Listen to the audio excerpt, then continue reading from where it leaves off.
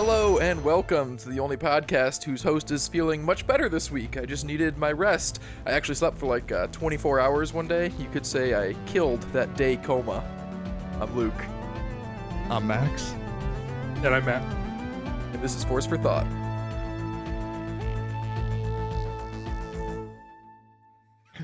So, over the last couple days, I was out of town at a work retreat type thing, and every day there was this little after-hours event, and one of them was at like this restaurant bar. It was really cool, open bar. It was sick, but there was trivia, and you know your boy loves some trivia.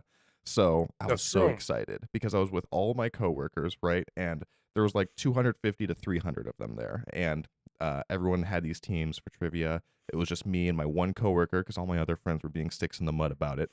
So it was just the two of us, and every other team, there was like 50 teams, 4, 5, 6 players per team, right? And we were killing it, and I was so proud of myself. Of like the 50 teams or so, we were going into the final question, and I was in 8th place. And so I was like well within striking distance of first because the last question was a wager question. So I was like, oh, okay, here we go. We can go all in. And the category came up, and the category was big budget blockbusters.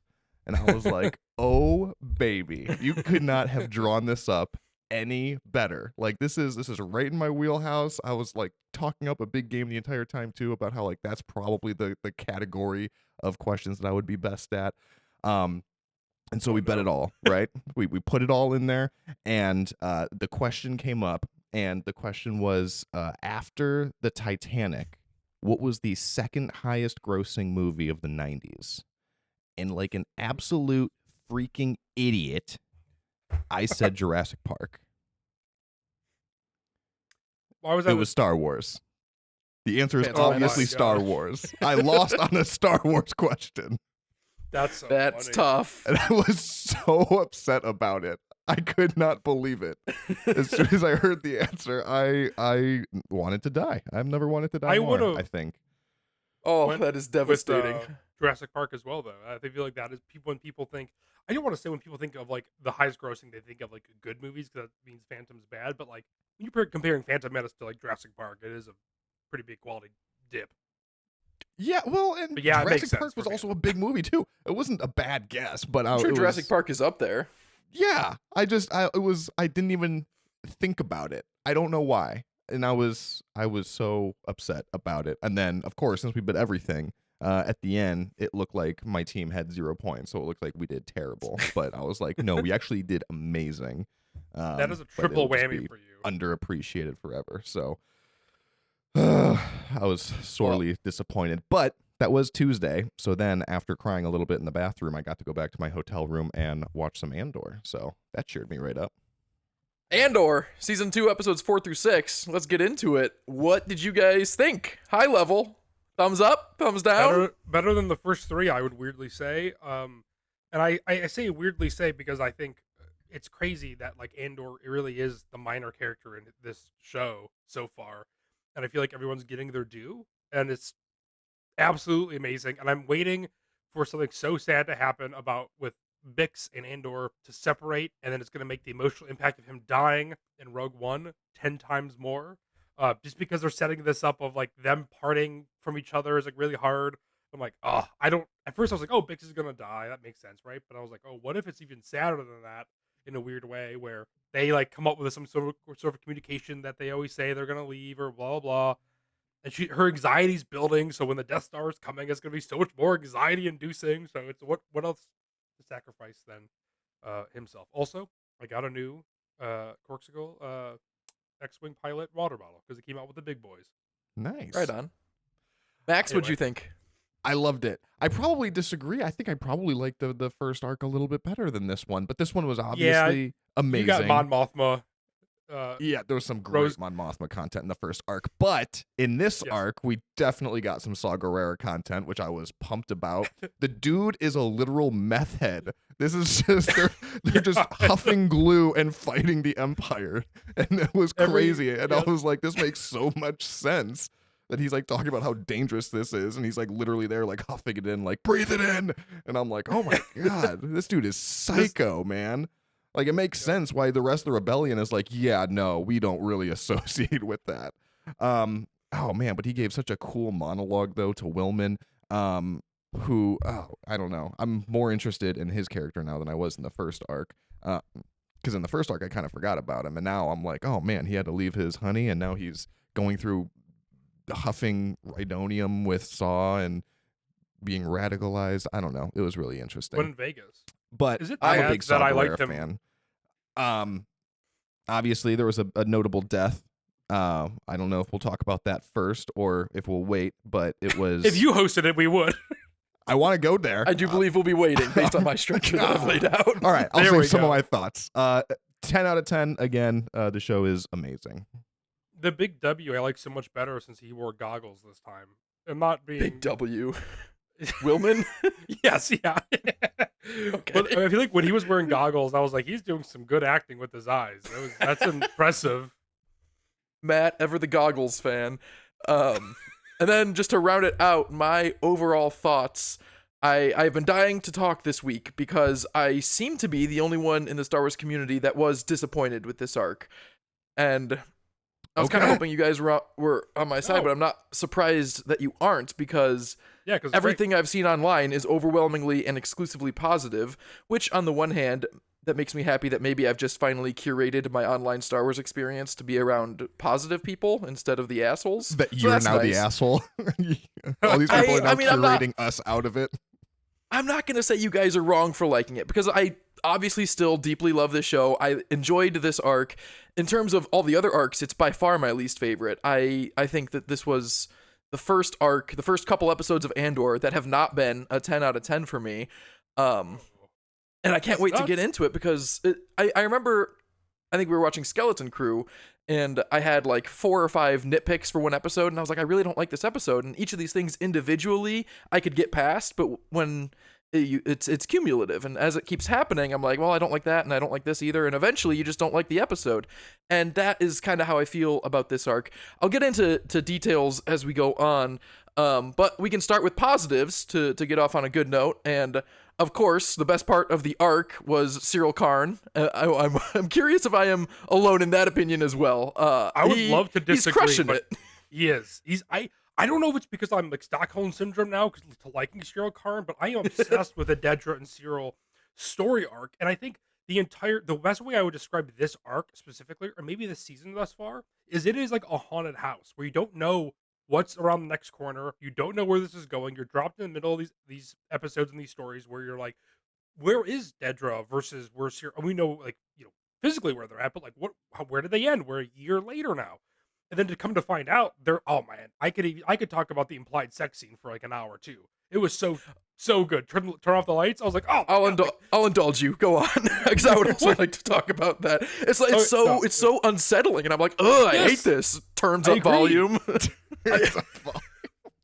It was just it's like their relationship has become so, I think, like it weirdly is loving in the first arc, which is like insane for both of these characters, and in the second arc it feels so meticulous and almost like she's like, okay, like she's it looks like to this point she is kind of using him, right? Like a little bit, where he's like, you can't. She's definitely using him a little bit. Yeah, but I don't know. It's like, I don't know. That scene was insane. But sorry, that dynamic is by far my favorite part of this arc. The enjoyment that I get living vicariously through Cyril, who thinks he's this badass secret double agent, when he's actually a secret triple agent being used to aid the people that he thinks he's working against, and he doesn't know any of it. It's so captivating. That's by far the best part of this arc for me. And it, like, there's the one part that, based on just this podcast, my undying defense of Cyril Karn, that he's not a bad guy. We're halfway through the second season, and he has still not done anything bad or wrong or evil or even that mean. But I selfishly want his character arc to go a very specific way, just so I can say that I was right all along. But I mean, no matter which way it goes, it is so fascinating every time he's on screen. On screen. It might go that way. I mean, they keep hinting at it. I saw one person break down, and I thought this was a crazy detail in the first arc, and I noticed it in the second as well with Cyril. Cyril and Dedra look in mirrors, And when Dedra's looking in a mirror, you only see two sides. But then when you look at Cyril, he has like multiple angles. And so you see him from like all these different sides.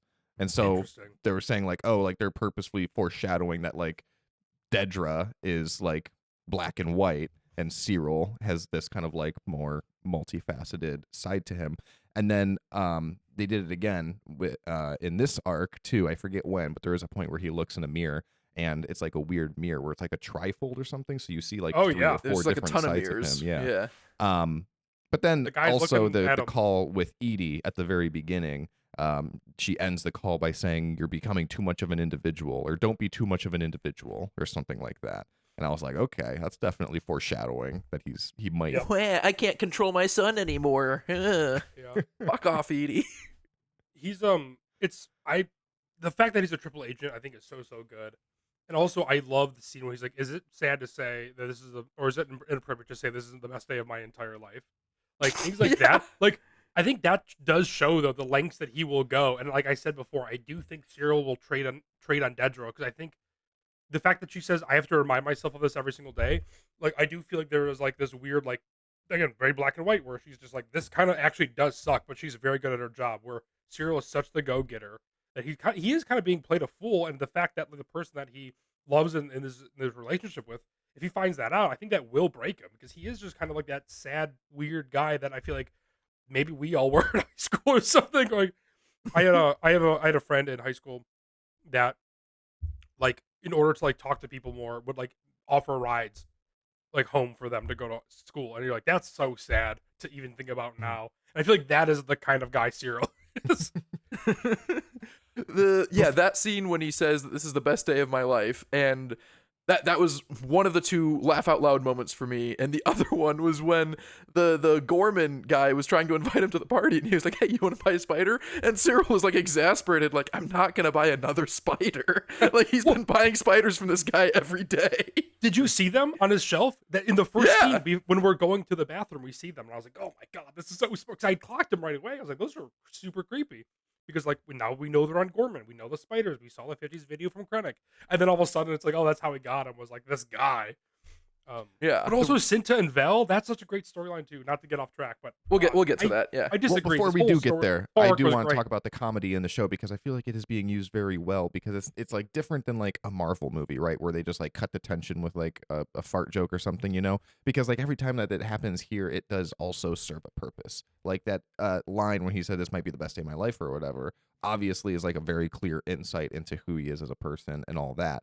The other thing that I was thinking about was at the very end of episode 6, when they're leaving the party, and Luthen cracks a joke to Clea that like, Clea. "Oh, I don't know why we didn't just kill Krennic when we had the chance," and they kind of laugh it off. But I mean, having just seen Rogue One, we know that that's already, you know, tragically ironic, and I'm guessing that that's also more foreshadowing that when we rewatch it again in the future, it's going to be even more tragic. I'm predicting that Krennic is going to have a hand in Luthen's death.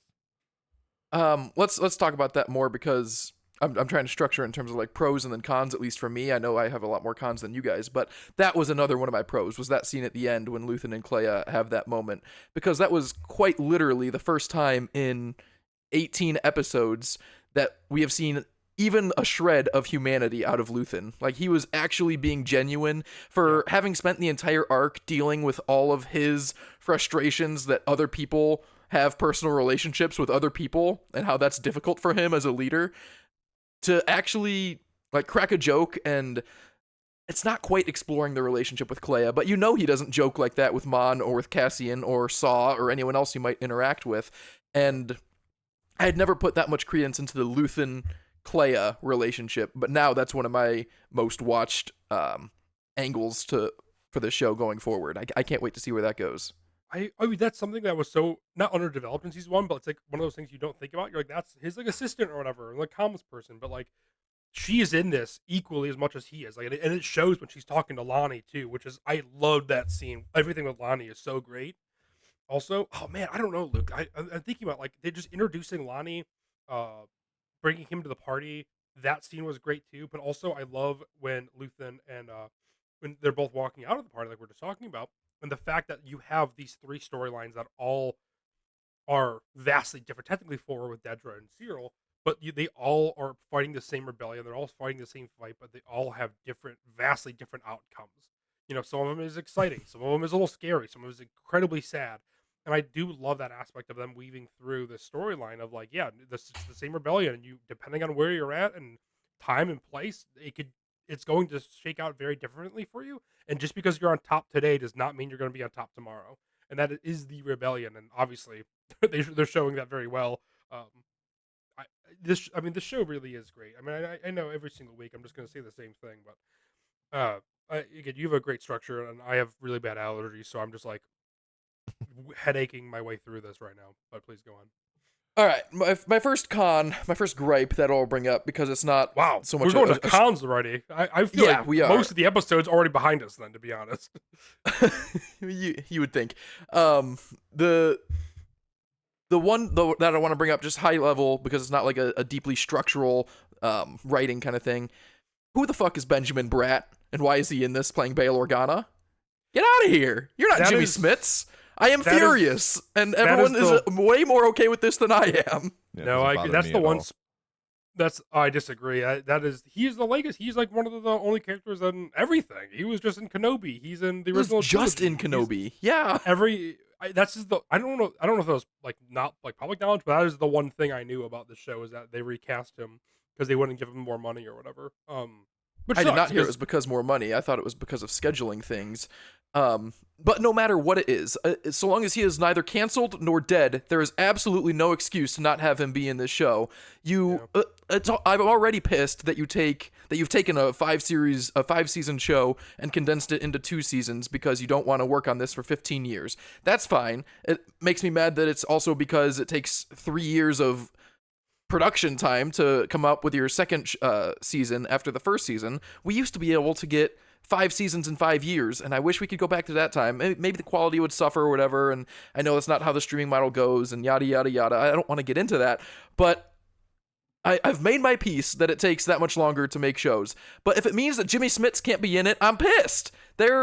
And not to talk 6 negatively, months ago, though, without the strikes, though, too. So there was a lot of impacts, though. There's a lot of random things that impacted it.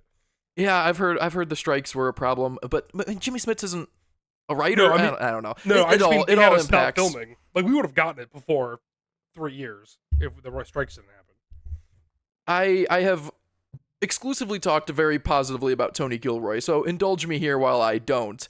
If Dave Filoni was making this show, there is a 100% chance Jimmy Smits would have played Bail Organa. Whatever would have had to have been done, the way the Dave Filoni understands the community and the way he cares about shit like this that I and we care about, I think somehow he would have made it work. And Tony Gilroy is not a Star Wars fan, which in some ways is a bonus when making a show like this. And I think he folded too easily when they said it's not that big of a deal. I obviously don't know. This is all conjecture, but I feel like they said, "Oh, Jimmy Smits can't do it," and he was like, "Oh, fuck it, we'll get the next most famous 60-year-old Latina man, and it'll be fine." And it was fine. No one seems to care but me. And it was fine. I'm I'm totally fine with recasting. I think this is an upsetting glorification of C-list characters in Star Wars. I understand. My position is I don't care if we recast Luke Skywalker, Leia, and Han Solo if we wanted to film something set right after Return of the Jedi. I would rather do that than doing CGI everything. But yeah, that I agree. Recast. Who cares? It's Bail Organa. Like, I understand. He was in a little bit of Kenobi. He was in 2 seconds of Revenge of the Sith. He's not Hayden Christensen. He's not Ewan McGregor. Like, just recast him. He's not worth any headache. He is, because it's not the same at all as recasting Luke, Han, or Leia, because they are all 80 and or dead. Bail Organa or Jimmy Smits just is there, and they didn't bring him in. People look at those characters like, oh, you can't touch them. Like, oh, you can't. Like, it happened with Alden Ehrenreich when they did Solo, when they recasted him. People were like, I can't believe that they're gonna recast Han Solo. Only Harrison Ford can touch that character. No, he doesn't, actually. We can do it, and it's fine, and it worked out really well. Same thing with Donald Glover being Lando. It was really good. Now, yes, those are different because recasting or CGI are the only options. You're not going to cast the original actors for those. But it's the same. Right, it's necessary. It's the same philosophy in my mind. It doesn't matter, especially when you get down to these C-list characters. I mean, Mon Mothma is a recast too. I mean, I don't know. I don't care No, about she's recasting at all. It would bother me if Bail Organa is not uh an important character in the rest of the show. If they recasted him just for that Oh, he 10-second is. pass by, then I'd be like, yeah, that was just unnecessary and kind of rude to Jimmy. But I'm obviously Jimmy. like they established him now so that they can come back to him and it'll be less jarring when he's like a main character in episode 10 or something like that. But no, I'm totally fine with it. I think that is a crazy people. Oh my gosh, this is gonna send me on a whole spiral now. Did you guys watch Daredevil Born Again yet? No. I did. Matt, can I spoil something for you real quick? There's a Yeah, character Foggy in Nelson? it, White Tiger, who is a Mm. another like a C-list superhero. Like no one really knows who the White Tiger is, right? But White Tiger is in this show, and White Tiger is in only 2 episodes, and you see him in costume for one of them. And at the end of the second episode, he dies, and then the actor who played him also died in real life, and everyone in the community is like, "Oh, it's a shame that this guy's never gonna see how beloved his character was." And it's like, he was in 2 episodes. Like, let's get over it a little bit. Like, this is not like a beloved character. Like, everyone acts like every Yeah, character that guy's is not going to so have beloved. a legacy.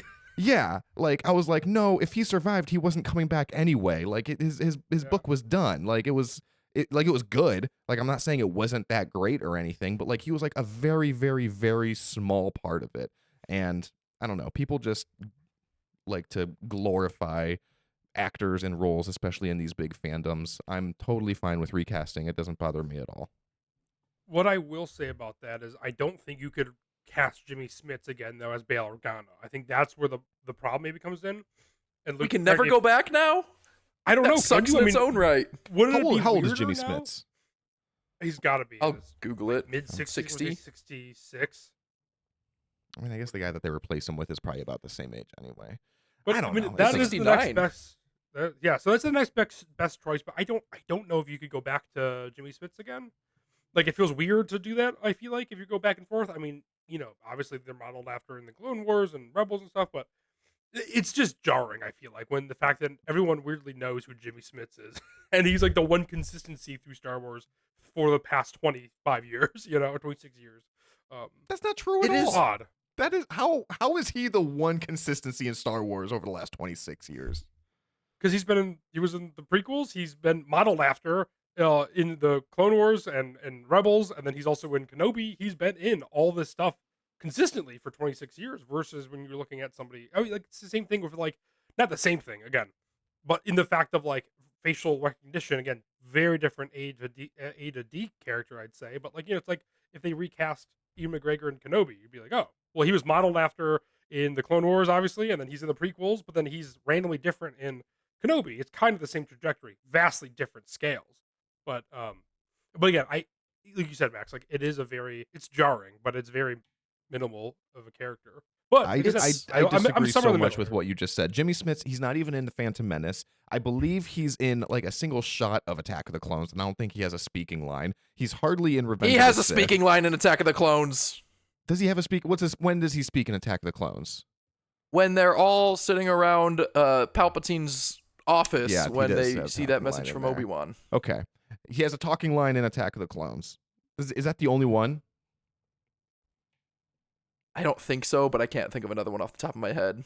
I'll defer that is the only one. He has more talking lines, Having- obviously, in Revenge of the Sith. In Revenge of the Sith, he was in it a little bit more. Other than that, he wasn't the voice actor for him in the Clone Wars, was he? They recasted him there as a I don't different think voice so. actor. I mean, they did for But it's everyone the same else phase. except for Daniel With Loken. that being said, I do think Benjamin Bratt might be actually a better Bail Organa. Like he does have a very certain suaveness to him naturally, especially as he's gotten older. Even when he was like a little younger, I feel like he has very suaveness, and I feel like Jimmy Smits is a bit more like robotic.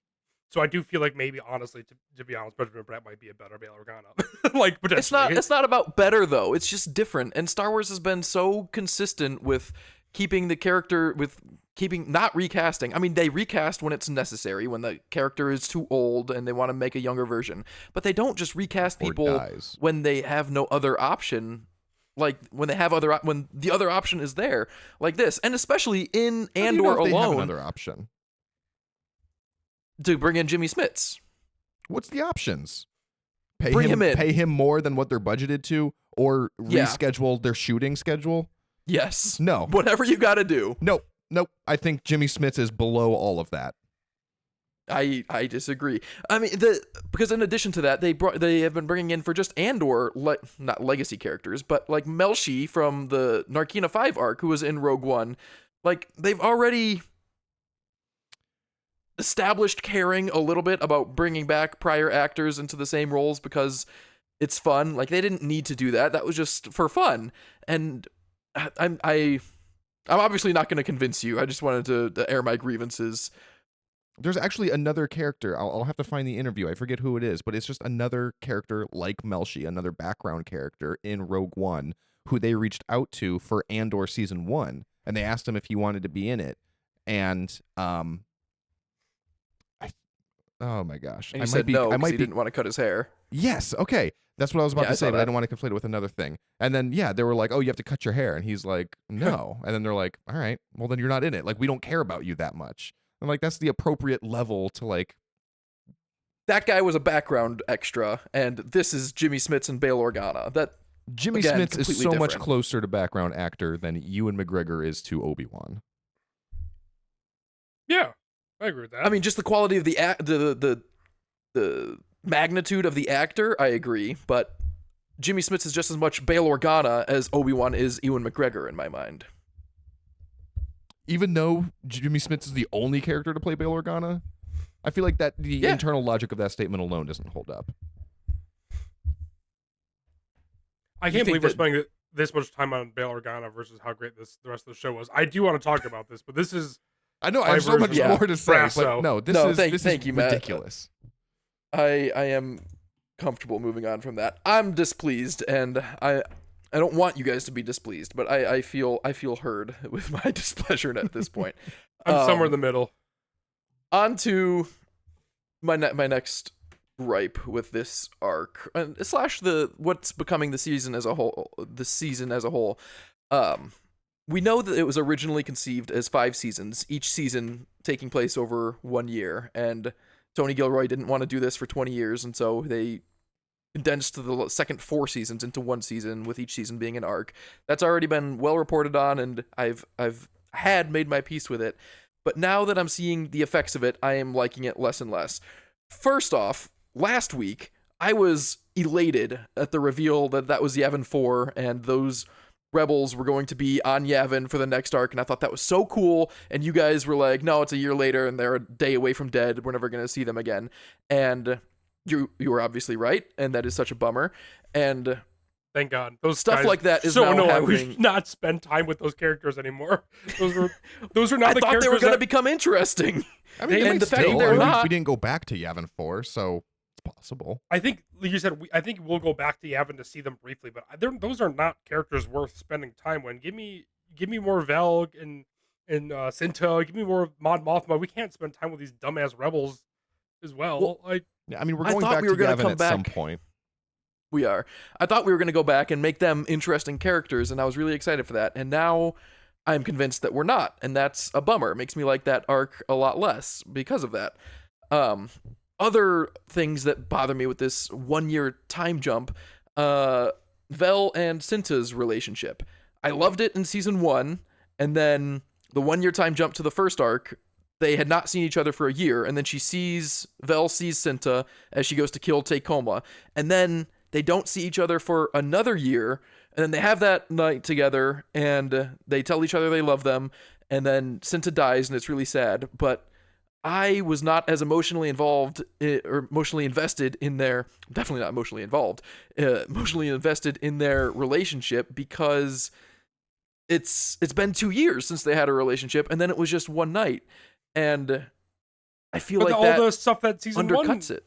No, I feel just because I feel like you don't see that. I feel like the fact that, and you should see it in Vel's eyes, even when Cinta's talking about how she was really hurt for a year, basically, and she had to stop and rest for a long time. You could see how much they care about each other, and we saw that in season 1, and then in season 2, the fact that they weren't seeing each other, but then they just shared a couple of glances, and the fact that we as the audience knew what was about to happen, I think was so impactful in a different way. And you're like, sacrificing a little bit of this relationship for that. And I feel like these characters are never going to be Luke Skywalker and Han Solo, right? Or Leia. They know that. These characters are plot devices in order to be like, yeah, the rebellion fucking sucks, but like these people are going to do it anyway because they're going to do whatever they need to do, right? Mm-hmm. Yeah, I mean, I like them as characters, and I like season one's version, or what season one presented in terms of their relationship, but just the fact, like, it's not even that they're showing it in a different way or acting differently, just that fact that I know that there was a 1 year gap before the wedding, and I know that there's a 1 year gap after the wedding, it makes me feel differently about their relationship. It's weird. Yeah, I mean, I get it. I also feel like if this was going to be 5 seasons, I don't think we're going to be focusing on Vel and Cinta's relationship. If we know anything about Andor as well, to be honest, within the full 5 seasons, I feel like this is that is going to be a brief moment for a bit of a catch and hook. I feel like too. Max, what are your Oh, thoughts on this? It doesn't. I don't know. I don't have a strong feeling on it because it Luke, it's was, I think, made pretty clear early on that they were just trying to establish something to make us sad shortly thereafter. Because like even when she was yeah. talking about the accident and she was like, "Oh, tell me about the accident," she's like, "I'll tell you later." I was like, "I don't yeah, think you are." Um, no, so it's like, yeah, I mean, I guess if you really wanted to explore that relationship more and see more of that, like I understand where you're coming from, Luke, but that's not what drew me in. I mean, is as much as I got of that relationship in this arc, I would say scratched the itch for what I wanted to see of that relationship.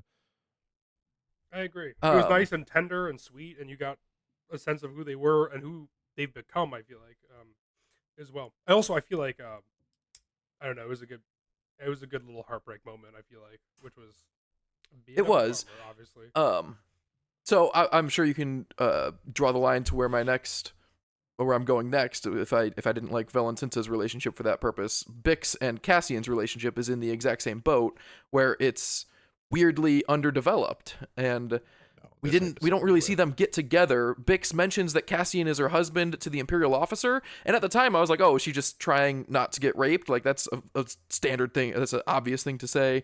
And maybe they're not even together. And then in the next arc, they're sleeping together, and it's like, oh, so they are together, and that's like the first time we ever really know. And then it does give you a lot of moments in this arc of Bix and Cassian together, and I like them together. It just feels underdeveloped for where it should be by this point because of those year gaps. I It's disagree. really I funny feel to like me. those year gaps are what makes where the relationship is now makes sense. I mean, I I see agree. what you're saying, but I mean, even in the first arc when she had that first nightmare about Dr. Gorst, the first thing Brasso said was that Cassian is going to want to hear about it. So it's like you knew Cassian was interested. They were at least something of an Mm-hmm. item. And then yeah, you're right. I mean, She you knew says that like, from "Oh, he's my season one husband." too. And I don't think that was something as like, like, "Oh, that's just a cover." I think there is something there. I think they are an item. I don't think that they're literally married in universe, but they're definitely a couple. And then you see them a year later and they're living together. And it made total sense. It would make less sense if there weren't these 1 year gaps. And I feel like they're doing a great job with the little bit limited time we have with them of fleshing out that arc even more and their dynamic and the relationship and the whole thing that Cassian wants is for Bix to be safe and healthy and okay. And he doesn't think he can do that when he's leaving her. So now he's trying to get her more involved as she's like self medicating with drugs. A lot of drug use in this arc, which is crazy in Star Wars. But Classic I Cade. mean, it's good. And it's so I mean, we know that Bix isn't in Rogue One, and I don't see them splitting up and Bix riding off into the sunset. I think Bix is going to die Me neither. somehow, and I'm very interested to see how that happens because I think that's going to be probably the saddest part, maybe over Luthen's death, because they're really I'm playing gonna it up. bet I mean, she doesn't die. I think I said this earlier, but my bet is that she does not die. And that's yeah, I why he wanted to say it sacrifices earlier, but himself. I mean, we came back to it anyway. I think she's gonna Yeah. die. I don't see how anyone who isn't in Rogue One doesn't die. I agree. I even had the thought, like, you remember halfway through Rogue One when like the first person died, and you're like, oh, Well, that makes sense. They're all gonna die. That's how I felt. That's how I should have felt when Brasso died, and it's definitely how I felt when Cinta died. Yeah, Luke, exactly. Because they're it's making their way gonna through the characters and they're starting with like kind of the least significant ones, right? And it's like, okay, I'm pretty sure Willman's gonna die. I'm pretty sure Clay is gonna die. Luthen's gonna die. No, Willman, after huffing the Rhydonium, is gonna start growing tentacles and become Borgullet. I was just gonna joke about that, Luke. Luke, if you at the end of Andor season 2 like the Acolyte better than Andor season 2, it's gonna break my heart a little bit. It's also really funny to be like, they're not developing Cinta and Vel's relationship, but I love Yord, who's had like 6 lines before he dies, is insane to me. I mean, it's different. Like, the entire emotional climax of this 3-episode arc kind of hinged on Vel and Cinta's relationship, and I thought that it had done more work against it than for it since the first season. I still, I know I'm saying almost exclusively negative things about this arc. I still deeply enjoy it. Like, the acting is some of the best Star Wars has ever had. The dialogue, the writing, like the specific scenes, the actual dialogue writing is elite. The effects, aliens. We've had a lot of great aliens in this season. I wonder if they actually like heard and responded to our complaints about that with the first season, which would be a unique thing for Star Wars to do. But there's so much I love, but I am going to keep going with what I don't like because this 1 year structure. Luke, you might be banned from hosting Andor episodes from going forward. It is so I'm unlikely not that I enjoying don't this. like the arc. Everything with Lonnie was great. I absolutely love Lonnie's character, and every scene with him is so interesting.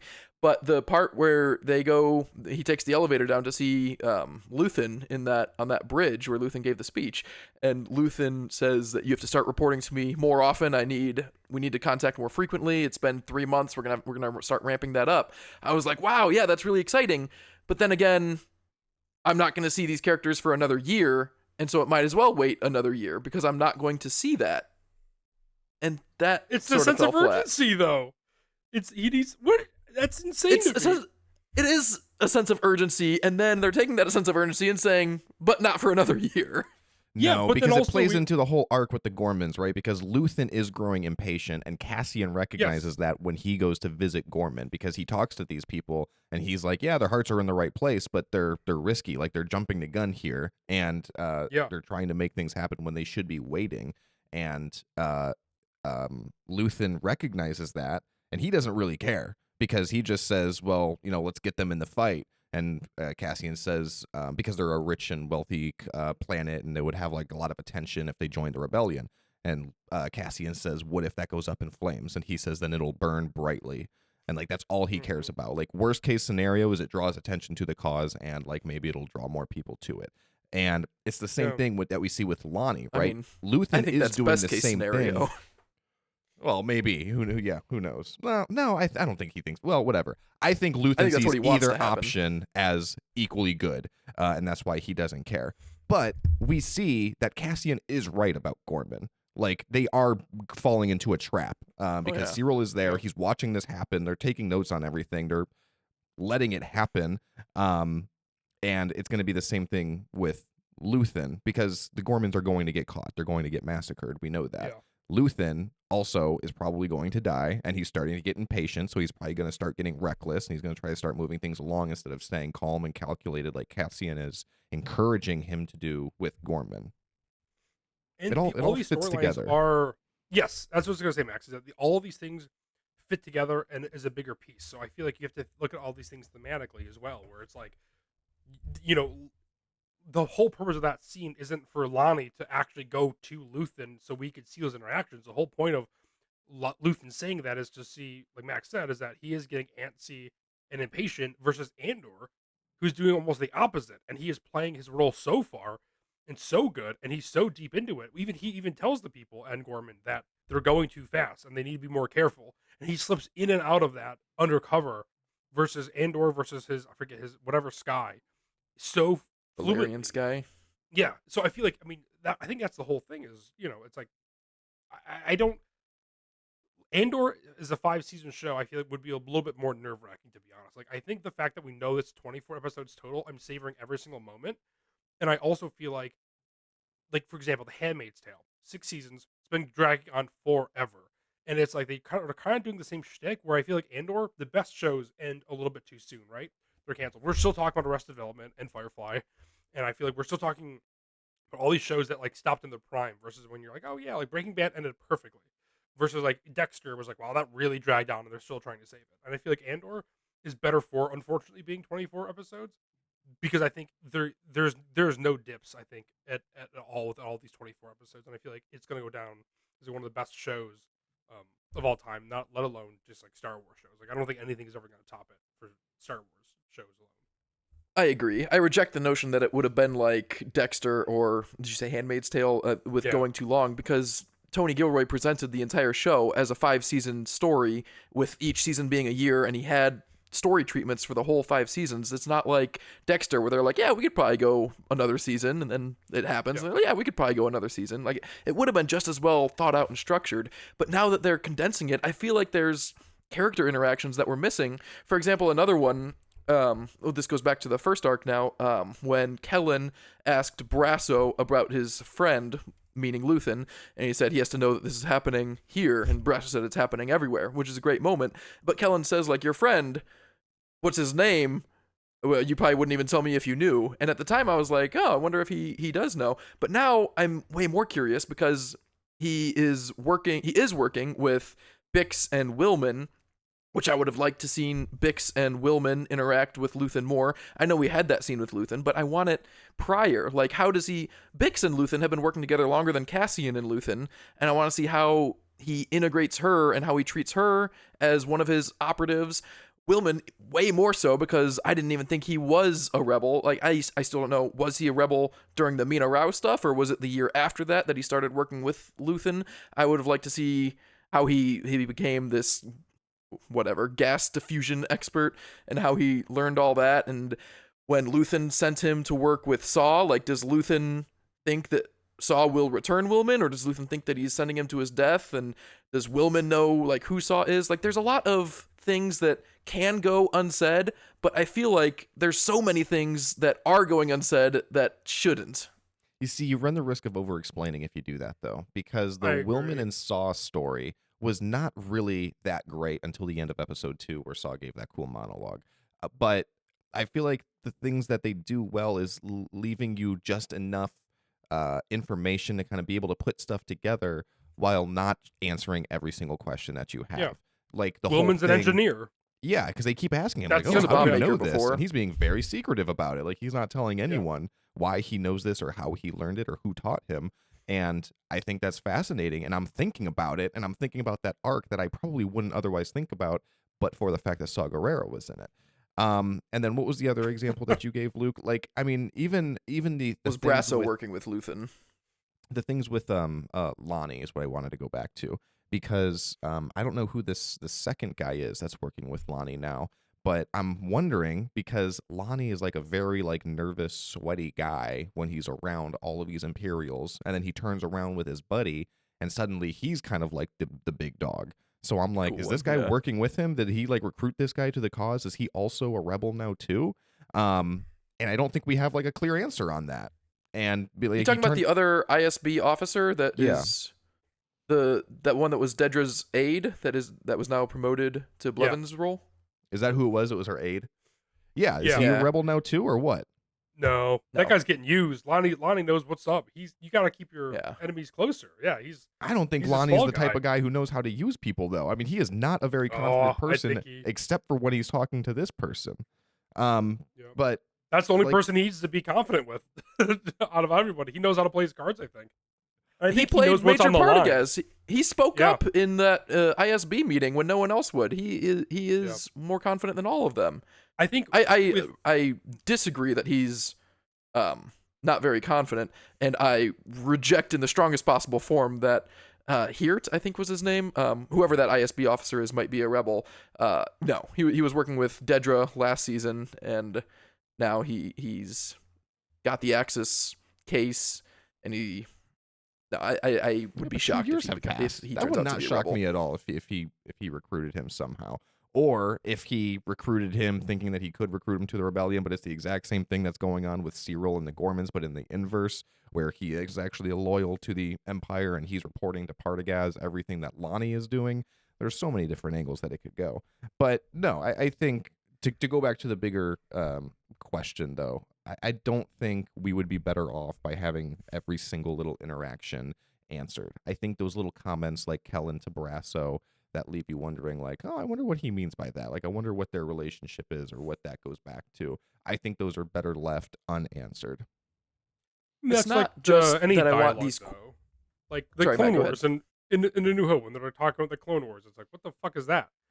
And then it's answered. It's like I feel like you could scan past things because it leaves you. We all thought about that then for years, and then it's finally answered. But I think like little bits of dialogue like that, again, filling in the gaps is what's going to make you keep thinking about it. I think they did that with season 1 of Andor too, and in between time passing, I think it's literally tangible in the fact that every single arc starts with a year, where I think in season 1 time passed with arcs. You don't really know how much though. Presumably your X amount, but like it's not tangible because it doesn't tell you the year. I don't believe. So I feel like that might be a little bit of a disconnect. Where like if you would have told me this was 6 months between each other, that could have been right in line with what happens in season 1 between the arcs. To be honest, I think like we're looking at it through a lens where it's like we know a full year has passed, but I feel like obviously they have to explain some things like Cinta and Vel's relationship, and I feel like they're doing a good job. And I want to go back and watch season 1 now with the focus of being like how much time has passed between these now. It's not just that I want every question that I have answered. It's that these questions would make great stories if you expand on it. It's like different characters just interacting that I want to see that I'm not going to get to see, and I'm really bummed. Like Luthen and Wilman interacting, or Bix and Wilman, or like there's this whole network, and we're only seeing such a small snapshot of it at such a relatively arbitrary moment in time over these years, and it's not sitting well with me. Another But I don't think just wanting to see that, though, means that it would serve a story purpose.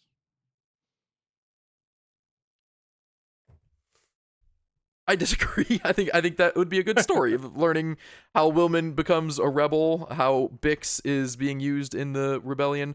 Like we see a little bit that like Luthen wants to use her and she's not ready. We could see a lot more of that. They can. There are interesting stories there if they wanted to go, and they clearly were going to go there back when the show was going to be 5 seasons. And I can very easily. Like, can you at least agree that if this show is 5 seasons, you can very easily see how they could fill 5 seasons instead of just 2? But I don't know if yeah. it would be so fast though. Like I wouldn't want a full season of Saw Gerrera and Wilman to be together. You know what I mean? Like for example, like I feel like that's what but maybe like do. one arc and Mm-hmm. I don't know. I'll be right back. Was, Keep going about your complaints, Luke. I'll be right back. I gotta go for 1 second. That's fine. I want to hear this complaint real quick though. I'll wait to talk about the finale when you're back. That was a complaint that you have? This is insane, Max. It's not we gotta re-record this episode. The Gorst death. The shit out of this. Max, what did you think about the Gorst death? Did you like that? The finale? We are talking about the ending? I mean that it felt more like an epilogue. Because the finale to me was like the party scene and the heist intercut. That felt like a finale, and then the Gorst felt like an epilogue, which was weird in its own right, but that's not necessarily one of my complaints. No, I loved it because, quite frankly, like, I don't know. I think I'm seeing enough of the Bix being haunted by Gorst thing that we can kind of start to get over it a little bit, and we now know that it's also going to have lasting ramifications because she's doing these drugs, and Luthen already warned her, like, it's worse when you stop taking it. So is she going to keep taking the drugs? So it's like we're moving past the Gorst issue. Bix is going to have some sort of, or she already has resolution to that, but we're still going to see the ramifications moving forward. No, I thought that was awesome. And this was an interesting thing that I saw online that I disagreed with somebody about. Because somebody said, "Oh, I like that a Luthen, sent Bix and Cassian on a job together so that they could be closer, kind of like what Cassian was asking him to do." And someone else was like, oh, I don't think that's what happened. I think they went rogue. And I'm like, no, that's not what happened, because before that, Bix pointed out that the signal was going off at the top of the tower, or whatever that is. So I was like, I Yeah. definitely think Luthen sent them on that mission, because also Lonnie was told that they're expanding the Gorse project, so Luthen was probably like, yeah, we need to nip this in the bud. So I kind of didn't have that read on it. But no, I liked it a lot. It was resolution for Bix. That leads right into my issue with it, was that I felt like there was an entire scene missing where Luthen sends, or whether Cassian and Bix do go rogue, or I agree that Luthen sends Bix and Cassian on this mission to go kill Gorst and blow up that level. I feel like that's a scene missing. Like, why did he send them? I can make the jump that Lonnie told Luthen about it, but then I would like to know why Luthen decided that Gorst was worth seeking out and killing, because that feels like a personal thing that Bix would have wanted to do, and Cassian for that matter, that Luthen wouldn't care about. And or No, they're expanding his project. It kills two birds with one stone. That's what Cassian wanted to do. He's trying to make her healthy again. I also don't know if Luthen was involved in that. Sorry, jumping in this. I'm not sure if Luthen was involved, because I think we get that arc, or that storyline before, where Andor is pissed at Luthen for going kind of behind his back. He could have told him. I almost feel like this is Cassian rebelling against Luthen. So you do think that they went rogue? That's what Max was saying that he disagreed with. I don't really know either way, and that's my problem, because I feel like there should have been a scene setting this up. Like I said, we'll save the finale discussion for when you're back, and Max commented that, oh, this isn't the finale. No, it felt like an epilogue. It felt like a weird structural part of this arc that, like, Cassian was already barely in it, and then it just sort of ended with him, but that wasn't really the focus of the episode or the arc, and the motives weren't that clear. The way it was presented, it was like, I assume you guys, or I guess I won't go that far, but I definitely thought it was a dream for the first few minutes, and then it turned out it wasn't. That's why it was so good. But then it ended, and it just left me with more questions. And because of the 1 year time jump between each arc, I feel like these questions won't be answered in a satisfying way. But these aren't questions that need to be answered, though. There's a difference between questions that are being intentionally asked and questions that are unintentionally being asked. I think if they want to answer this question, they will in a future episode. They can make it clear, kind of like what they did with Cinta, whether or not she killed the general during the Aldani heist, you know? Like you said, they never addressed it, but they made it very clear. They can do the same thing here. But, my read is that Luthen sent them on this mission because, like I said, he sent up that bat signal or whatever, and then this was the next time that we saw them. And I think it makes sense. Luthen has no reason to want him to live. I mean, they have only everything to gain from this. They're expanding the project, and he knows that this is going to provide some resolution to Bix, who he's worried about because he checked on her personally when Cassian wasn't there. Checked on her. Yeah, well, whatever. I mean, he had his own. That's a generous way to describe that interaction. But no, I think that makes total sense, and I think had they gone rogue, that's probably going to come up, and they will make that clear if that is what happened. But I think if they didn't go rogue, and I don't think they did, I think that would be an example of an unintentional question that they presented, that at least Matt is confused by it, assuming he's wrong, which he might not be. And if they didn't go rogue, I don't think it'll come up again. Again, like I guess, like you said, maybe it will. If they went rogue, I feel like it would have to come up again. They do mention, but it won't come up for another year, which is weird. But they also mentioned that Gorst is gonna that project is gonna be expanded. So would that not make sense to cut it at the seed? I mean, they say Gorst that project is going to be expanded because of how enthusiastic the Emperor was for his tactics.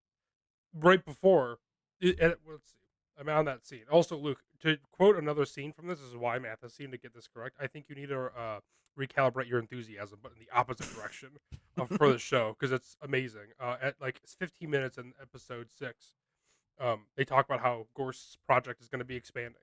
So I feel like that's the setup for whether it's Luthen or whether it's Cassian and, somebody. No, they did not go rogue, because obviously he is telling Lonnie that Gorst's project is expanding.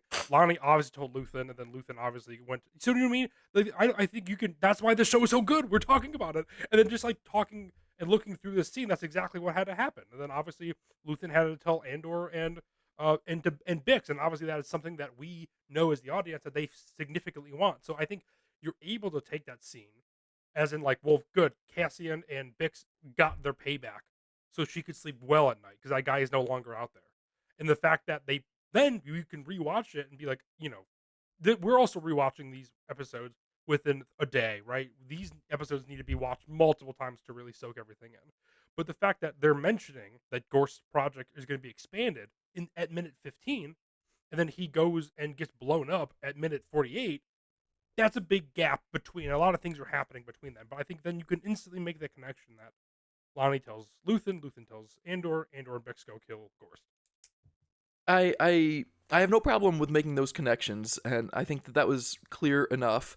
My problem is that whether or not it should, I think it should have, because it's such an interesting scene that would have been if there is that scene when Luthen decides to send Bix and Cassian to go kill Gorst, because one, this is one of the first acts of open rebellion on Coruscant against the Empire. Like, they bombed a level in this guy's workplace after he got there. Seeing that, that you don't see that coming though. You want to they'd be like, oh fuck yeah, you want to get that moment. If you know it's going to be coming and it's overanalyzed and overexplained, it's not as cool. I know, but they could have presented it differently, such that they at least talk about how that is a big deal. They could have talked about how this will be cathartic and healing for Bix, and there could have been some inner dialogue or whatever where Luthen doesn't care about that but wants to give it for her so that she could become a better weapon, and or Cassian tries to convince Luthen that they should do this because Gorst is a menace. Like, we know that Luthen didn't do this out of altruism because Gorst is a bad guy that needs to be put down. Like, he did it for a purpose, and I feel like that purpose isn't that clear. He was already working with the ISB on the Axis case against himself, and so now that they're going to be working with the Navy and the Army, that doesn't seem like it's that big of a deal for him. It's not just that I want these questions answered, it's that there's good story here that they're just kind of leaving there in my mind. I disagree. I agree with what Matt said. I think showing you that instead of telling you that is so much more rewarding. Because, like you said, Luke, at first you see it, you think it's just another dream. And then it kind of plays out a little bit differently. And then Bix gets the upper hand, and then she puts on the machine, and you're like, oh, maybe this is real. And then she catches up with Cassian, and then they blow it up in the background. And I feel like that's so much cooler to see that and so much more rewarding than having a scene 10 minutes before of Luthen saying, hey, they're expanding the Gorst project. Here's his address. I want you guys to kill him. Can you imagine A New Hope when they're on the trench run and we saw a scene of Han and Chewie being like, we should go back. We should go back. And then he whoa! And then he shoots him. Like, no, I've ruined it. It's so much cooler to see Han show up. We don't need to have that conversation. That is a perfect example. That is definitely similar. This is obviously more complicated than that. There's 4 more characters and a lot more dynamics involved, but that is similar. This is Bizarre World. Are you having an okay week, Luke? This is so unlike you, and I cannot believe that this episode is 90% negative, and Max and I defending a Star Wars show, which is, I just can't believe we're. I was very surprised to go down this route. That's why it was killing me to be so late recording it, because I keep seeing everyone with exclusively overwhelmingly positive takes online. Yes. And I feel like I watched a different episode than everyone. I thought this was so much worse. All right, so let's get into the finale, because I do think that was not the worst part, but the biggest disappointment for me because of how good I expect it to be and how good it actually was. The intensity of the heist with the Gormans was not there because Cyril and the Empire are working to help them. So I know that this is going to succeed. Hold on. Yes. I'll stop you there. That's why the editing is so good. And Matthew, I'm sure you feel the exact same way because they cut it in with the scene of trying to debug Skolden's thing. Yeah. Because we don't know what's going to happen there. We know that Krennic himself is in the room and she's like frantically trying to take this microphone out, and we don't know what's going to happen. And she's like constantly asking Lonnie to move to the left, and then she has to like hold it down while she rips it out. At one point, I'm pretty sure it like zooms in on her hand, and there's like blood trickling down her hand for how hard she's twisting it. And we don't know what's going to happen. And that carries over into this other scene that they're intercutting perfectly because, like you said, you're right. Alone, that doesn't have any stakes. We know that they're going to get away successfully. So they did it well by combining the editing and by subverting Sita? expectations. Oh, What's the word I'm Yeah. looking for? Um, by having Cinta die. And that was the Yeah. perfect way to show, like, yeah, they got away. Everything that you thought was going to happen happened, but at the same time, it didn't. They Yes. failed Yeah. successfully, as we would say in Star Wars RPG land. Because obviously Cinta dying was a huge tragedy. It was completely avoidable. They specifically said, which I even thought was weird at the time, no one's gonna have blasters except for us two. And then the second he pulled out the blaster, I was like, "Oh, you moron!" And then I saw that it was Yep. Senta who died, and I was like, You "I can't moron. believe it." It was terribly tragic, and I There's thought they did such a good way of showing that because you're right. I Otherwise, there wouldn't have been yeah. any stakes to it, but they managed to crank it up to 11. And it's even though it's on Gorman, which has a lot of spider references, it is a tangled web this entire show because you have Cyril who is working with Dedra, but Cyril doesn't really know what's going on. And then um you have these characters of, Vel and Cinta within this mix of like, oh my god, they're just kind of in the wrong place at the wrong time. Even though this mission is going to be successful, you have this kind of setup where it is insane because like you're like, okay, I have an eerie feeling about this whole thing. Even the setting is amazing. And the fact that it's like after it rained, you can see all the puddles and stuff, and it's like I feel like you can live and you know what that setting feels like. And so I feel like even down to that was great. But then you have all these different things moving around, and like I said, every this it's all a combination of the two, right? Thematically, one is going to go off without a hitch, and maybe for the first time, Luthen is not only showing emotion, but he's also showing his success. He usually never thinks anything is good enough, but that night was the night where he was like, "That went off without a hitch." The only possible exciting thing, and then obviously, little does he know, one of his people just died. Um, as well, somewhere else And on that he's Gorman. falling So into a trap. Like he thinks it's yeah, falling off without a hitch, but now he's being played by the Empire and the ISB. exactly. So it is such a tangled web, and it's so good. And I think that's the thing is that like every episode can't be the Aldani heist because it's been done before. So it's like, how do you do something different? And it's like that's perfect. It's like you do it again on a smaller scale, and it's fixed. It's like you get Max's like the editing, the music in that scene is great too. I loved it, and like I said, the contrast between the two is amazing, and the fact that Lonnie stepped up when he needed to step up, talking about how being blind is a luxury on that planet, and they're talking about the artifact, and I love Krennic's smugginess and how everyone's laughing all the time, and even Luthen says he's like, my face hurts from pretending to laugh and smile, and it's like, oh, and I love. We didn't even talk about, I think, one of the best parts, and this goes through the ending too, but it's like how Mon Mothma for the first time is failing. We're seeing her not, mm-hmm. she's not getting the votes. She is and I'm so interested in seeing how she ends up as the Mon Mothma we know. Presumably, she might be in hiding or something. I don't know, maybe she's not, I guess, but like I feel like there's an aspect of like where is that going to go and who is going to be on her side and how is that going to she's playing the long game way smarter than Luthen, who is starting to crack. And I think she sacrificed her daughter. She's sacrificing her political standing to a degree for fighting what she believes. But then she's also being able to stand in a room with Krennic during that scene. He's cracking jokes for something that she doesn't believe in, and I think she's playing it off not as well as Luthen. And so I love that contrast too, where it's like in life, Mon Mothma was actually doing a little better, not cracking under pressure. But in the moment, Luthen's doing better. And I just love that contrast. Um, and then Andor's going to the shop. I mean, oh, there's so many things that we should have been talking about this entire time. Oh, We can talk Luke, about. you're gonna be shocked when that episode drops tomorrow, and it's just Max and I talking for in a different setting. I Yeah, I wish I felt the way you guys did, the way I felt about every other arc in Andor. I just don't. Is it because you're going into this knowing that each arc was supposed to be a season, so you I think expect so. every 3 episodes to be like a full season finale? Because I feel like I understand where you're coming from, where it could be like anticlimactic if that was like the finale to season 2, and like I waited 3 years for that, and then that was it. But I think as a whole, I am still full well expecting fireworks this season. I think there's going to be Yeah. a lot of stuff that's still going to go down. And I think if the show ended kind of on that like note, I would be disappointed. But I mean, it's also Max, episode 6 of 12.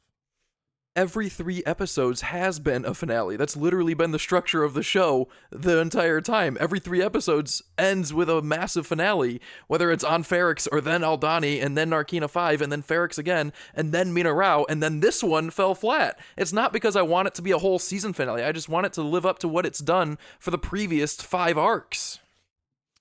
I disagree that it's not.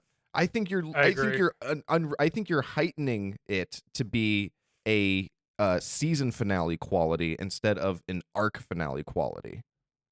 No, because the season finale in season 1 is not even my favorite finale in season 1. It's Aldani. Every 3 episodes has been such an emotional punch and such a great finale, and this one is the first one that has not been. Not just because it's supposed to be an entire year telling this story, and I think I can see where the gaps are that we're not seeing that we should and would have had it have been a full 5-season series. But I mean, before we even, the last thing I wanted to talk about, my least favorite thing, well, the party scene in general at Devil Scaldon's house. It was well written, the dialogue. I liked seeing it. I loved the Clea and Lonnie dynamic. It was all very intense, but it just felt rather contrived and not that natural. That like it felt like they wrote that scene and then went backwards and had to get everyone there, because the whole thing with the listening device being in that art piece was invented and then resolved, and it never really came up other than it got those characters in that room so that they could interact, and it infused that scene with some tension that was desperately needed because there was no tension in the heist arc and they needed to intercut it with something interesting. And so that just felt unnatural and forced to me. I think that's a very minor complaint, but I will actually agree with that one, because I also agreed when I saw Lonnie and the other guy that was with him. I was like, why are they here? And then they even asked them that, and they had some contrived reason for, like, I think they said, like, oh, Partagaz had tickets that they dropped off or something because he didn't want to go. Mm-hmm. And I was like, okay, that does seem a little convenient. So I did kind of think the same thing about that. But that's what they told him, though. That's what he told him up front, that they're going to go to the party, though. And the Gorse stuff. That's what he said. You guys are going to go to the party. He said, calculate your enthusiasm. Did he tell him he was going to the party then, though? Within that scene they did.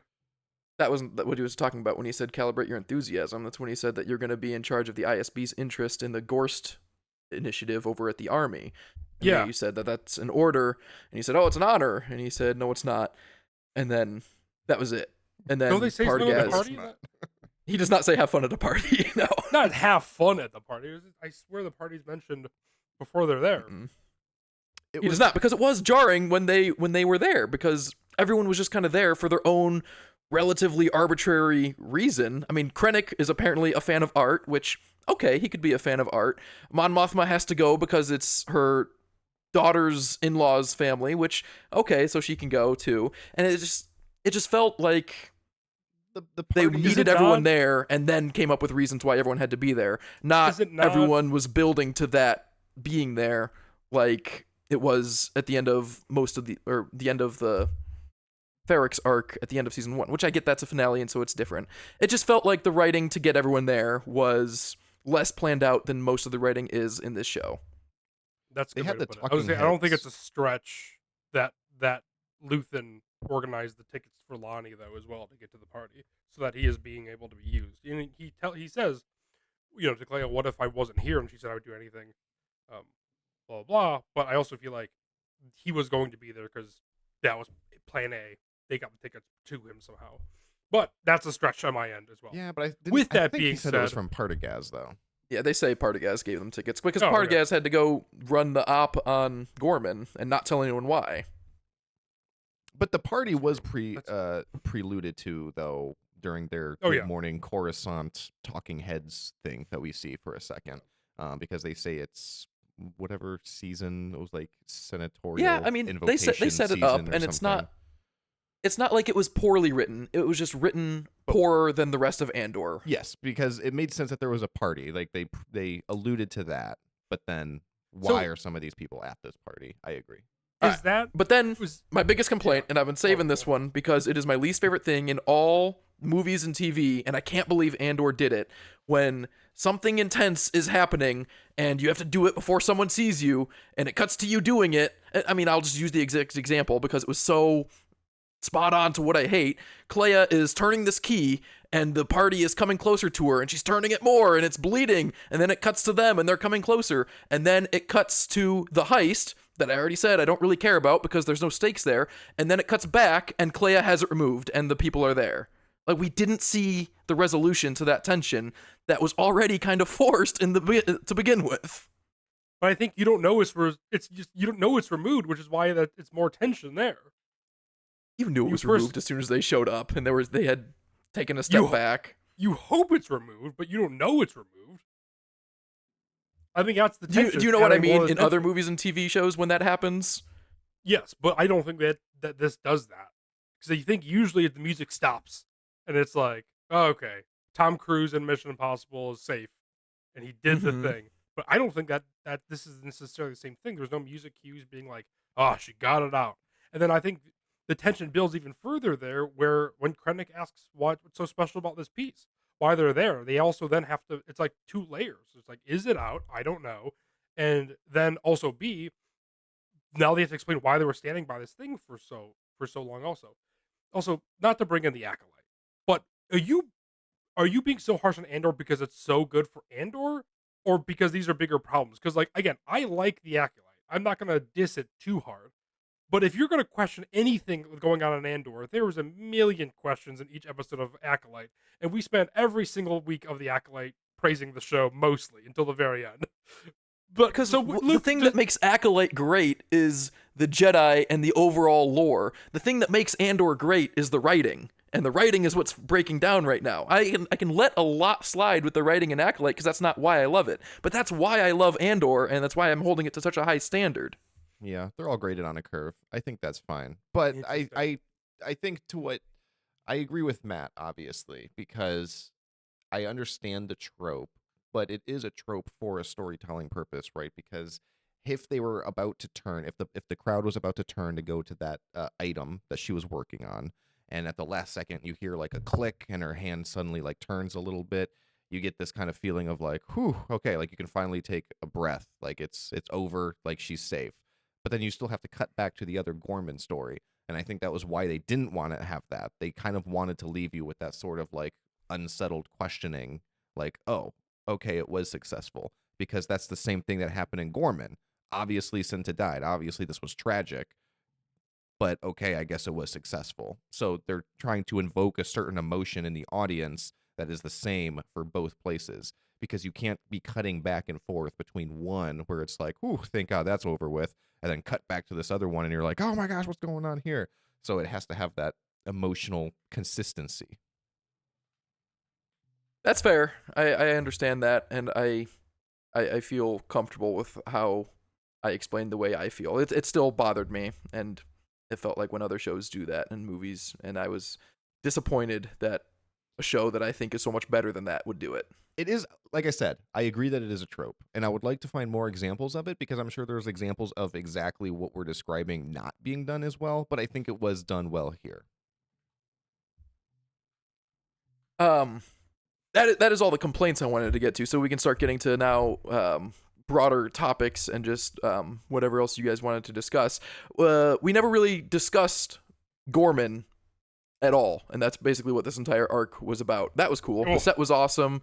The fact that I assume you guys saw online. I didn't read the legend stories that had the old Gorman massacre, but apparently in the Legends continuity there was the Gorman massacre that galvanized the rebellion into an alliance, and everyone thought that was just being retconned because it was Tarkin landing his ship on a bunch of people, and that obviously wasn't about to happen. I think it's hilarious that they still include that, and that's just a Gorman massacre, and now we're going forward and we're going to see the Gorman massacre, and it's going to be something way worse. I love that. That scene with the bellhop was so good. Mm-hmm. And it's just, that is just such a good example of the show going the extra mile just for going the extra mile, when it's like, it's a bellhop character. Like, we didn't need to get his backstory or anything or find out how his father was crushed to death by Tarkin, but we did, and that is what makes the show special. That was Luke's favorite scene. No, it didn't have Cyril Karn. No, I mean, because they explained everything. I'm not asking them to explain everything. I just think that there is story that they are leaving on the bone here that they're not taking off. Tony I Gilroy might have appreciate- asked. He might have been like, instead of having the bellhop tell this story, can I show a ship landing on a crowd of people and seeing all of their bodies get squished? And they're probably like, oh, we really got appreciate close to your, the line with the attempted rape. I don't think we should. I appreciate Um, your advocacy, Luke, though, for equality. I also saw online, I am neither well-traveled or French, but apparently the Gorman setting and language is based on the aesthetically and linguistically based on the French, and it's like the French Revolution. I didn't pick up on that, and I prefer musicals where Hugh Jackman sings to me about the French Revolution. So if we're gonna go that route, it's gonna be pretty hard to get me on board.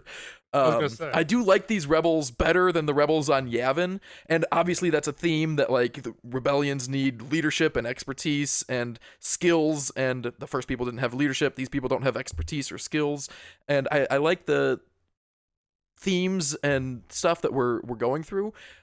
I don't really like any of the Gorman characters, which is surprising, because when we spent 3 episodes in Narkina 5 or 3 episodes on Aldani, I came out loving all those characters that I had just met that I would never see again, assumedly, well, at least the ones that died.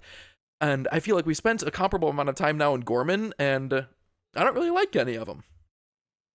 Well, My favorite one is oddly the heavyset guy that wasn't even involved with the heist that carried Cinta's body away. I mean, he didn't do anything, but he arguably like, his fault that she got killed. But yeah, you're right, because it was like kind of his fault. And then he was like, "I'll carry her," and you were kind of like, "Oh, good for you, man." But then you're like, "Wait, no, fuck off." Yeah. Yeah, Lazine or whatever his name is. The town hall scene when they were like literally underground, and he was like going back and forth with the main guy whose name I'm forgetting now. That was a cool. I don't scene. remember. I don't remember any of their names. I feel like Oh, I they don't all know. have weird names. It makes sense that they were based off the French. You don't really like the French Mhm. anyway. no. But I don't want to be too morbid, but I think it's for the better that you're not too attached to any of the Gormans.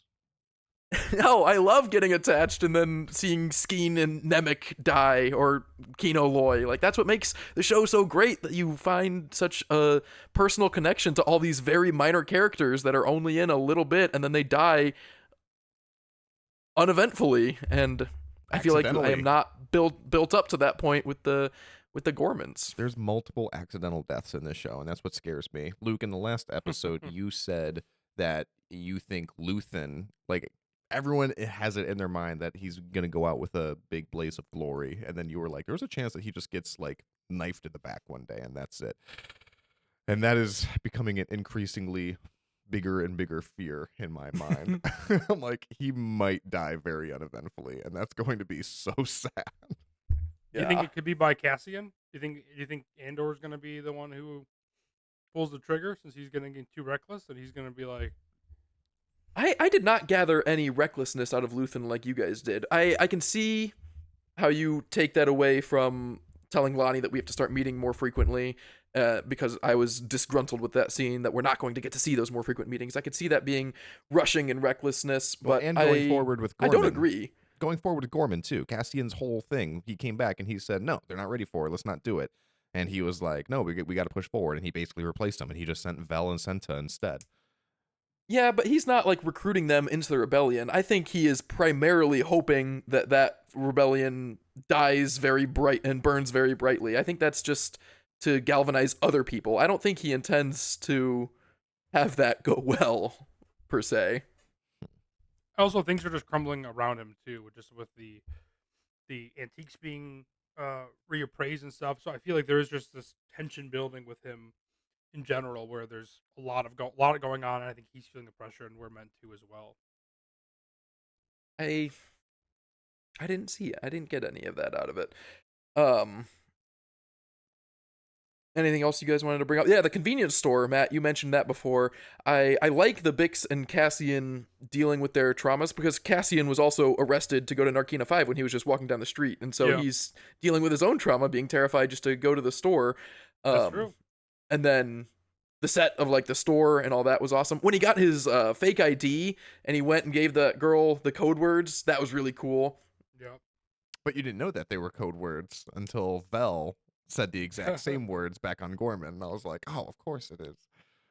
She's got a Was lot that of Vel that friends. said them? Mm-hmm. It was both Vel and Cassian. Yeah, Cassian said it in the convenience store, and then Vel said it later on Gorman.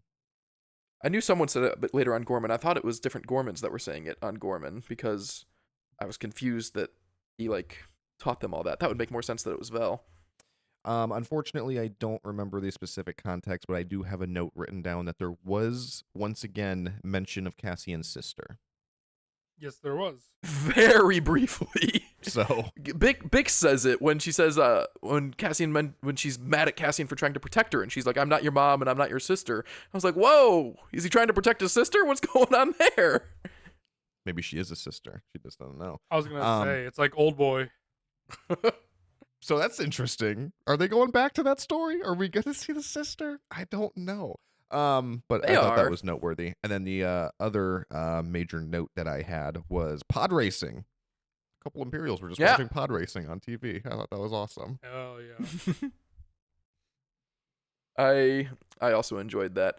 I enjoyed that Cassian has his own bat signal that we talked about. That cannot be the most innocuous way to signal someone. Send out a light like that to all of Coruscant. Like, I'm sure it is. I trust Luthen. Is he like lighting it from the top of his? Is that his antiquity shop that has its own skylight like that? That is. I don't know. That's huge. Yeah, I thought it was interesting. I like that, but yeah, I We thought got it to was see a funny. Star Wars George Foreman grill that Cassian was cooking Yeah, on. yeah. I liked that. The last note that I have, I've been watching. I downloaded TikTok again this past week, and I saw a lot of interviews with the cast and stuff. And I've seen reported before that Tony Gilroy, and we've talked about it. He's not a Star Wars fan, and he wanted to hire actors that were also not Star Wars fans because he wants it to be its own unique story, which is he definitely is making it his own unique story. We talked about the aliens briefly. And there are a lot of cool, unique alien designs. Almost all of them are unique. Like, we're not seeing legacy alien characters. There were no Rhodians or Twi'leks or hardly anything. There was like one that was in The Force Awakens, but a bunch of them were crazy unique. The Oath Speaker or whatever in the Senate, he looked awesome. Yeah, the Mhm. Oath Keeper. But this note that I had that Cassian is getting sloppy over his desire to protect Bix. He's like putting too much care into saving her, and that's a very Star Wars thing, and it leads to the dark side. And yeah, he's obviously not Force sensitive, and this has nothing to do with the Force, but it still leads to a dark Themes are side. still there. Yeah. I feel like if we told Tony Gilroy, like, oh, that's a very Star Wars thing, he'd be like, oh, is it? Like, he cares so little about Star Wars that it is sometimes jarring. I felt the same thing about Cinta, where she's like, the driver should be on the roof with us. And Val was like, why? And she was like, it's just a feeling. I was like, oh, what kind of feeling was it? That's You never know. about that. Speaking of the heist, though, there was a part. I think it was the same girl. I'm assuming where someone's like, "Hey, where did she go?" And someone's like, "Oh, she wandered off." And then they never really come Yeah. back to that. Yeah, did she come back? I don't know any of these characters. I was disappointed with the Gorman with the heist. I did like the line that Vel had when she said, I wrote it down because I want it to be exact, but I don't remember. Oh, don't rush, smooth is faster. I have been preaching that to everyone that I play Overcooked with. It's not when you're doing a complex system with multiple people, it's not best that everyone goes as fast as you can. Smooth is faster. She's absolutely right. She's giving us all a lesson in lean manufacturing. I also really liked the monologue that Vel gave in the ship or speeder, whatever you want to call it, after Senta died, and she was chewing out the guy who killed her. There's nowhere to hide. That was gut That was wrenching. That was a great monologue. Saw's monologue was also great. Dakar, we got to go back to Dakar, which I was not expecting. That was sick. Yeah, that was a surprise to me. That came out of nowhere.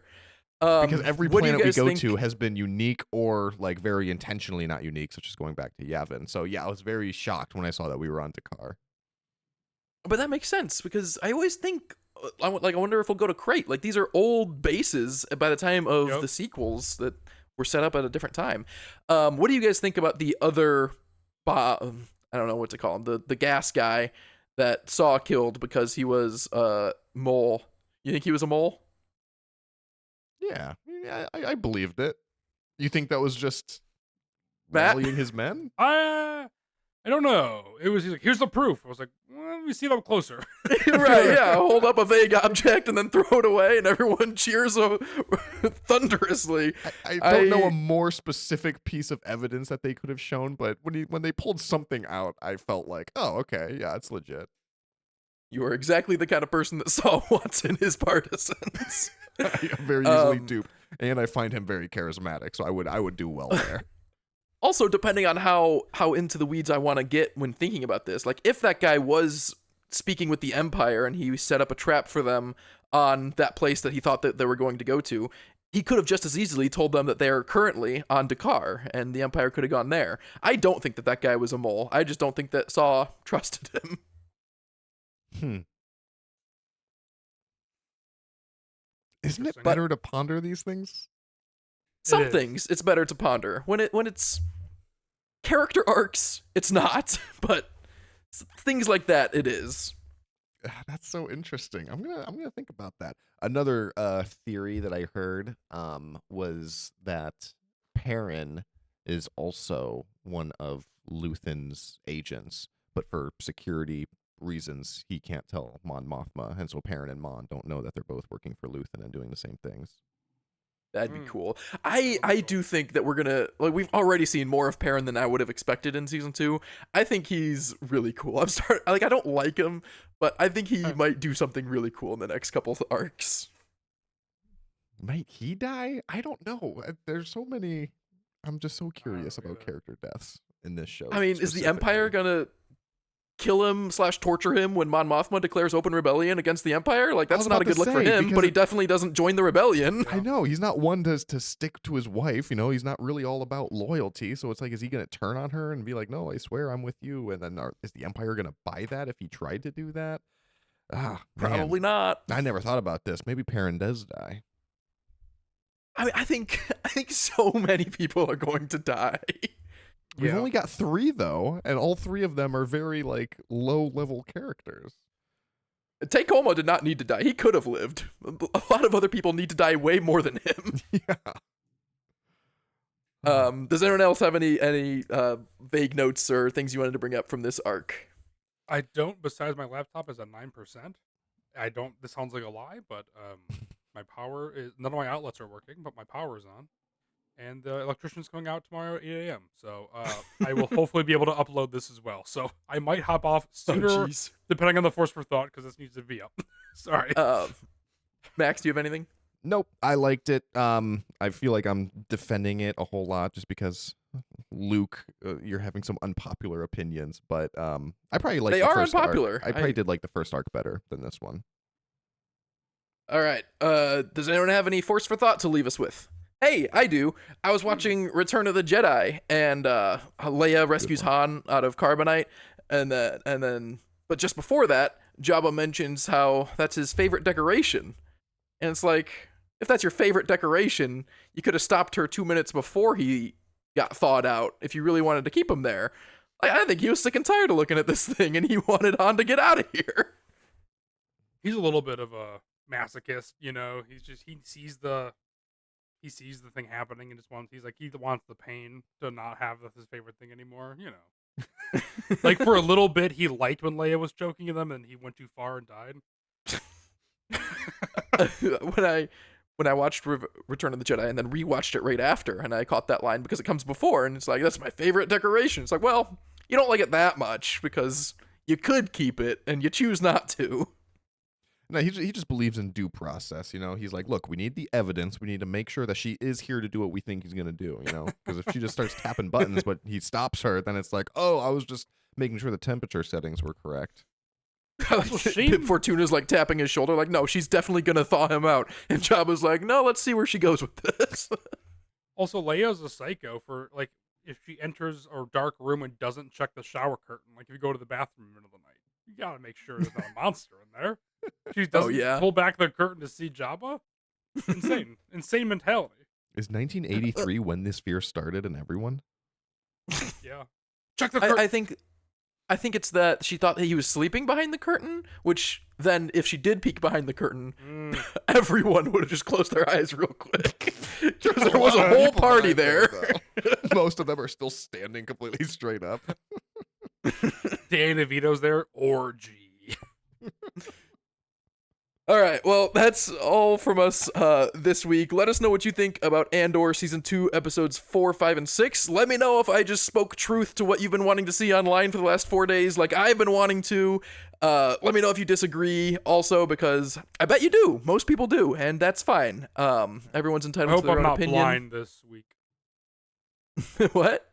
Yeah, commenters, saying I'm blind. I think or deaf or something. I didn't understand. Did they? Never mind. Yeah, because the Brasso situation. My laptop's failing. So I'd be interested if you've seen people comment about you. Yes, please leave a comment. Let us know what you think, and we'll see you next week. See you, Sammy.